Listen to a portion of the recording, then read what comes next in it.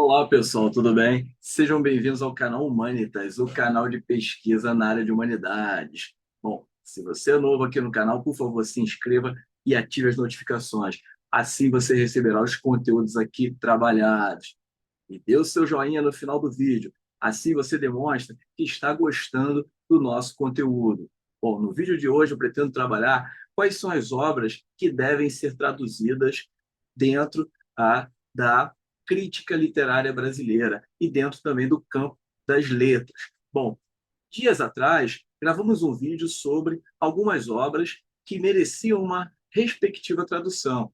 E hoje vamos gravar uma segunda parte demonstrando que outras obras também carecem de algumas traduções. Bom, é sempre importante nós sublinharmos que as traduções são bem-vindas no mercado editorial acadêmico brasileiro, mesmo porque, diante de algumas dificuldades de alguns estudantes e leitores e pesquisadores brasileiros na leitura de outras pesquisas publicadas em idioma, por exemplo, como inglês, espanhol, francês, italiano ou alemão, isso certamente dificulta a progressão dos estudos na área das humanidades. E aqui eu trago algumas obras que pertencem à minha biblioteca particular e eu também noto que essas obras deveriam ser traduzidas. Bom, são sugestões. Não estou aqui querendo dizer que essas obras são as mais importantes. Eu percebo que dentro do meu campo específico de estudo, que são as relações entre a história e a literatura,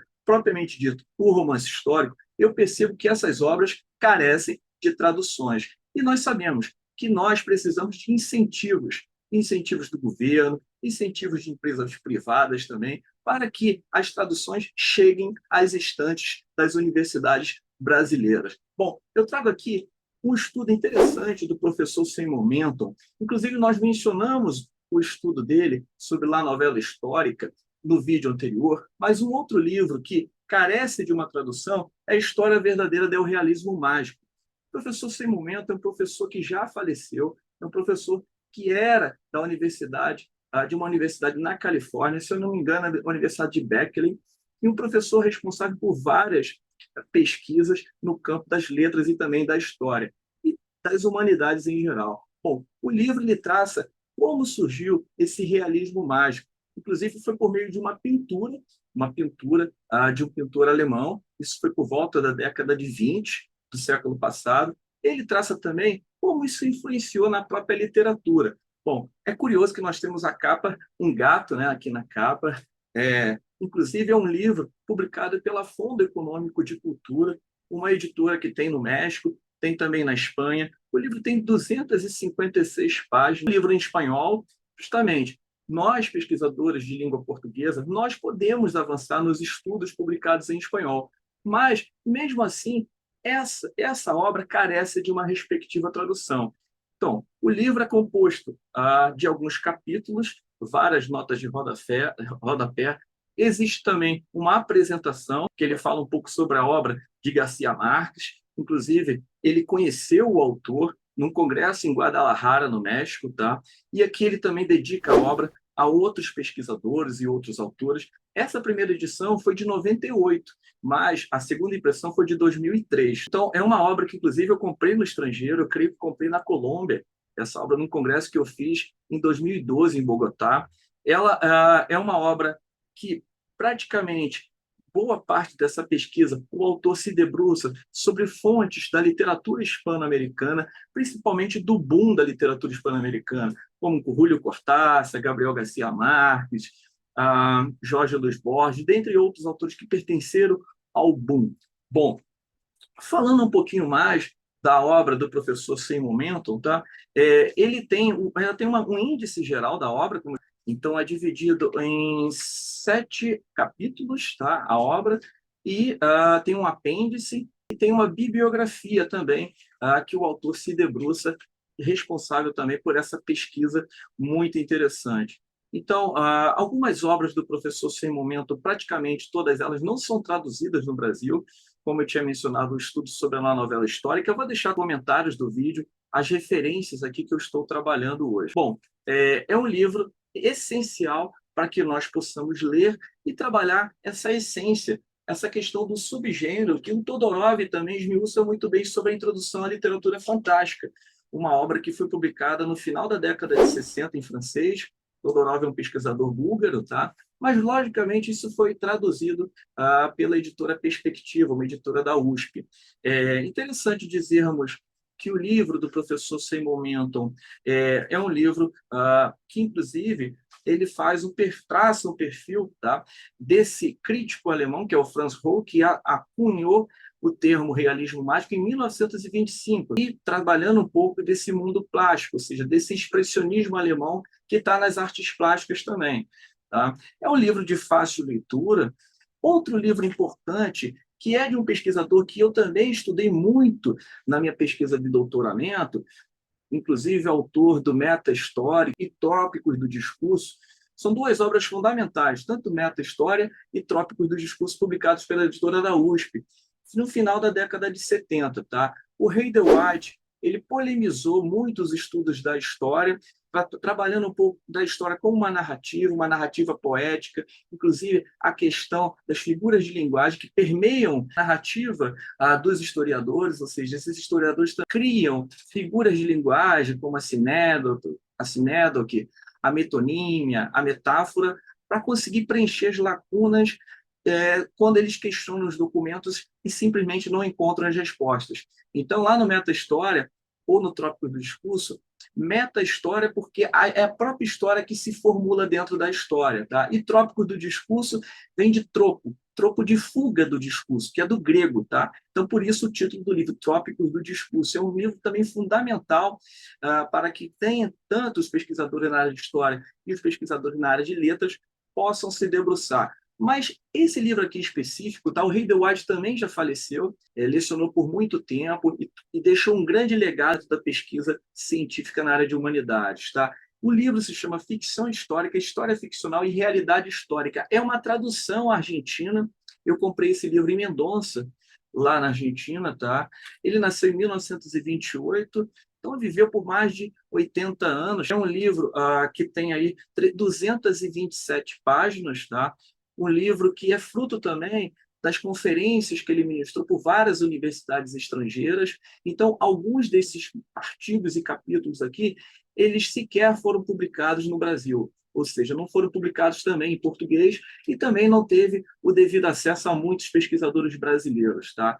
É interessante dizermos que Heider White provoca essa questão do trópico do discurso, lá no livro dele, Trópico do Discurso, demonstrando que tanto a história e a literatura são discursos narrativos, eles se misturam e se afastam. Ou seja, é uma forma de você escrever a história também inventando, dando margem à ficção. Por isso que também muitos historiadores rejeitam as teorias e as formulações do professor Heider White. Então, é um livro publicado pela editora Prometeu, uma editora argentina. Tá? É um livro que ele tem aí aproximadamente, como eu disse, 227 páginas. Ele é dividido em duas partes, cada parte tem 4 capítulos, e no segundo capítulo nós temos aí, nós temos seis capítulos na segunda parte e 4 capítulos na primeira. E nós temos também os livros que foram traduzidos para o castelhano do Heider White, porque ele é um autor de língua inglesa, isso é importante afirmar. Então, é um estudo interessante, é um estudo que a própria Verônica Tosi, que eu creio que foi uma das tradutoras, uma das organizadoras também do livro, tá? Uma das promotoras do discurso científico do Heider White em Buenos Aires, a Verônica Tosi faz a 4ª capa aqui do livro. Tá? E ela diz o seguinte, que essa presente edição ela é composta pelos trabalhos produzidos, tá? Durante a década passada, tá? Durante, talvez, a década de 90. Então, eles se manifestam sobre esse discurso do Heider White em relação aos fatos históricos e à linguagem histórica que é permeada também de ficção. Outro livro interessante, que agora eu utilizo no meu relatório de pós-doc, que é o livro da pesquisadora Maria Teresa Zubauer. Tá? É uma pesquisadora norte-americana, é o espaço em La Novela Realista. Ela trabalha essa questão do espaço, uma atmosfera campestre ou citadina, demonstrando um pouco de como essa ambientação ela é verossímil, ou seja, ela é investigada pelo escritor para ele construir esse arcabouço paisagístico dentro da obra. É uma obra que eu comprei em Salamanca, na Espanha, custou 15 euros, tá? Publicado também pela Fundo Econômico, da mesma editora do livro do professor Simon Menton. É um livro que tem aproximadamente 425 páginas, recheado também de referências em inglês, em espanhol, em alemão. É uma obra que ela demonstra uma erudição muito forte. Foi publicado em 2000 esse livro, tá? Eu comprei em 2015 o livro.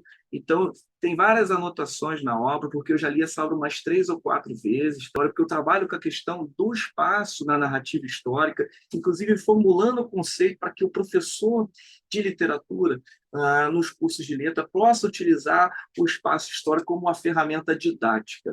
O livro é composto por agradecimentos, ou seja, uma página essencial que a autora demonstra a humildade de agradecer outros interlocutores, outros pesquisadores, uma introdução, tá? E justamente mais no final do livro, uma vasta bibliografia e uma nota final, trabalhando um pouco sobre essa questão da dimensão da pesquisa realizada pela professora Maria Zimbauer. Bom, eu tentei pesquisar fotos, imagens dessa professora, mas na internet não consegui localizar.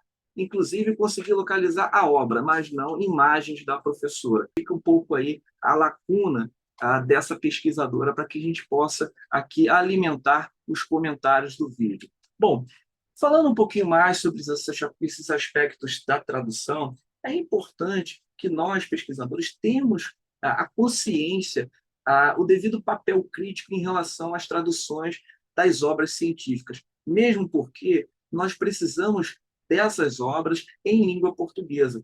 Parte dos nossos pesquisadores, eles ainda se mantêm na resistência de ler essas obras em espanhol, ou mesmo em inglês, ou em outros idiomas.